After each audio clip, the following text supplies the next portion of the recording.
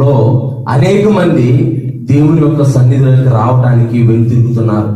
దేవుని యొక్క సన్నిధిలో ఆయన అనుగ్రహించే కృపను దుర్వినియోగపరుస్తూ, ఆయన ఇచ్చిన కృపను నిర్వర్తకం చేస్తూ, ఆయన బలలో పాలుపంపులు పొందుకోకుండా అనేక మంది జీవించేవారిగా ఉన్నారు.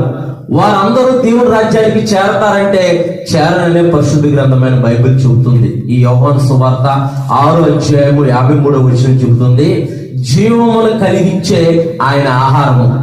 ఆయన ఆహారం తినడం ద్వారా మనలో జీవం కలుగుతుంది.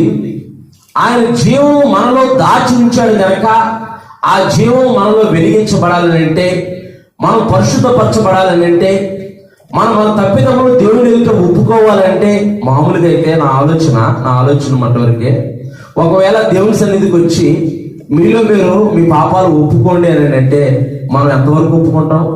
ఏదో పైపైన ఒప్పుకుంటాం.